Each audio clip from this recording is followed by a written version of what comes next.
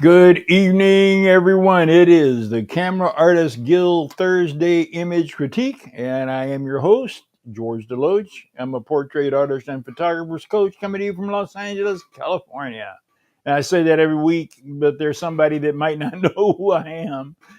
Okay, we got some really great images. I picked 5 that I thought really had merit. I'm gonna push you guys a little bit harder.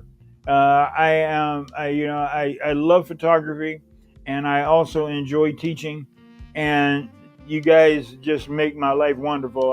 Camera Artist Guild is a it's a great group of people, and I have been sometimes torn between being too critical and being too nice because I don't want to hurt anybody's feelings. And I am not going to change that around, but I am going to step up the pace a little bit because I want you guys to aspire to greatness. I want you to be great. I want everyone out there to be fabulous, whether you're in Africa, whether you're in India, whether you're in the United States or South America, doesn't make any difference. Like I said, I want them to hear the roar of Camera Artist Guild all across the world. And I want them to turn to Camera Artist Guild to find top rate talent. And so, yeah, is that a big dream? Yeah, it is. But I believe in big dreams, and I believe in you. And so together we can do that. Okay, this is the first image. It's Keith Davis. It's a composite. And I like your idea, especially today with all of the stuff that's going on in the Middle East and the problems that are there. This lady looks Iranian, and I don't know whether that was your attempt or not, but I see the mosque and the buildings. And one thing that I'd like to point out on this one, I like what you're doing, and you apparently shot this high key, then you did a dropout, then you put it on your backdrop. But I want you to stop and think when you're doing your original photograph of this lady, where is the direction of the light coming from, and where would the lady be standing in relationship to that light? Rather than just lighting a face, which you did, and you did a wonderful job of it. I love, this beauty light setup. I use it all the time. And it's a, butterfly type light. It's executed perfectly. The shadows underneath the nose, the butterfly shadow under the nose doesn't intersect the upper lip, and it doesn't go into the nose. It meets right there in the middle. It's exactly where it's supposed to be. Your pose is strong. But now, if you were going to place her in here, understanding your light source is back here behind her back. So you can't depend upon the sun to illuminate her. You can't plan to light her as if she was illuminated by the sun. So you're going to have to think through, and she's going to have to be illuminated by an interior light source. And an interior light source, unless she's in an auditorium, is not going to be flat all the way across. The same amount of light hitting the top of her head as hitting her bottom. So that calls for a grid, and it calls for a smaller light source, figuring that light source maybe 30 inches, 36 inches, 38 inches, somewhere along in there, maximum. And you want a grid on that, because with that grid, you can turn that grid so that you can bring this area here, there'll be a fade, a shadow fade right down into her lower extremities. And then maybe rotate her head a little to the camera left and pull that light around in the short light position so that it would look like it's coming down this corridor and striking her. And then that just really, now I don't know for sure, I'd have to play with it, but that is the process.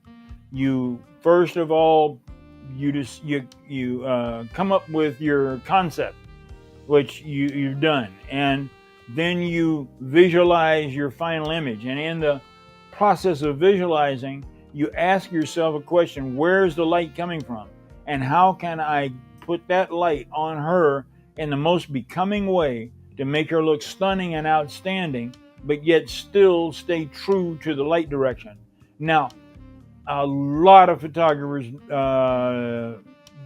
don't take account for that. And that's why some of their images just don't pop the way they should. They're kind of hit the ho-hum button. This one doesn't. It's good. Youth, you're an excellent photographer. I thank the world and all of you, man. You are a hustler, and I'm praying for you all the time, brother. I just want to help you continue to grow just like you've grown before. So I hope that makes sense.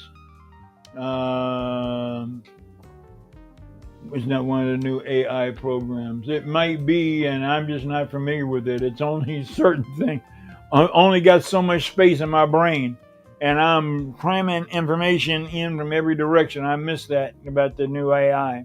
It may very well may be. But if it were a composite, and see, he showed an image side by side. You'll see it when you look at it on the Guild page. But side by side, he showed one image in white, and then he showed this finished image. So I assumed it was a composite. Okay, next image, and this is Jerome Hart. How you doing, brother? Good to see you. I'm glad you're out there and still going.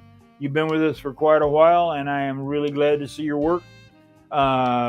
Interesting photograph. A couple of things I do to spruce it up a little bit more and take it on up to the next level. Number one, the position of the light. Now, I don't know, and I am trying to figure out here. Let's see. It looks to me like you've got a softbox camera left and a fill light at the camera position. It's a smaller fill light. That's this little dot right here, and then this is your softbox or umbrella, one of the two. So let's keep that light, the key light, where it is, and let's move that. Now this is going to sound crazy, but let's move that fill light away from the camera position where it is, and that's a traditional position for a key light. Now, it should be a large softbox, and the theory is that it's supposed to be non-directional and non-specular. But I have found that if you move that key light off just a little bit, see, because where your light source here, well, actually, unless you're going to go to a 6-foot softbox like I use, I'll stop that and go keep it where it is. Just tone it down some. Right now, it looks as if the light striking the subject is coming directly on, rather than off on an angle, 45-degree angle. But it's neither here nor there. That's it. You can try rotating her body a little to camera right, and shooting. One of the rules of the thumb is you shoot into the hair part, especially when the hair is dripping or drooping over the eye like this, and that shadow comes right down through the iris. If you were to move her a little to camera right and rotate your camera a little to camera left, then that part would be closer to the center, and this shadow would disappear behind the hairline. Otherwise, you got to deal with this shadow right down, all the way down her eye and down her face there, which kind of is a bit confusing when the eye is looking at it. Okay, the next thing that you could do is consider, like I pointed out earlier, the 2 kickers and a hair light, if you can get away with it. Very, very light. Very, very light. I see it say that very, very light. Just enough to separate her from the background. Now, if you don't have 3 lights and you can't get 3 lights up on them, and believe you me, you can. I'm not trying to get you to buy any gear. I believe in form follows function. Only buy the gear you need when you need it, and you get that gear's got to pay for itself in the jobs you're shooting. Otherwise, it's a toy, and it doesn't have a place in a business plan. But you can go on eBay and you can find older strobe lights relatively inexpensive, and you can find modifiers relatively inexpensive. Now you don't have to buy Chimera or Profoto or Hensel's or Elinchrome's or one of the other fancier brands. I photograph every day with photogenics that were made in the 70s. And they're still kicking away. I don't think I could get 25 bucks for them, but they work. They work just fine. They squirt photons, and that's all a strobe light can do. So whether you spend $1,000 on a Profoto, what is it, B1, or maybe it's $3,000 or $4,000 on a B1, or $25 on a used photogenic, when it gets to the actual creating of the image, it doesn't make any difference at all. It's how you handle that light.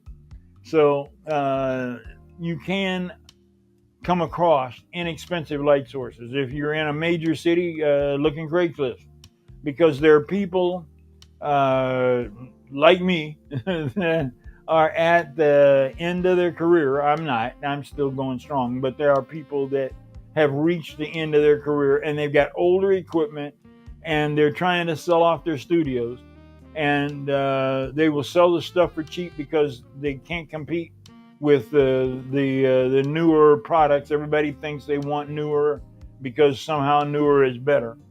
But just consider that as a source. And another thing that you could do to add a little bit of extra dimension to it is place a light on the background. Put a little bitty light on the background, just kind of fading into the background here, just illuminating. Again, light. It was Don Blair that uses the example of all accent lighting should be like spices. Too much spice, you spoil it. Not enough spice, you don't have any flavor. You're looking for that exact amount in order to get that image to look the way you want it to.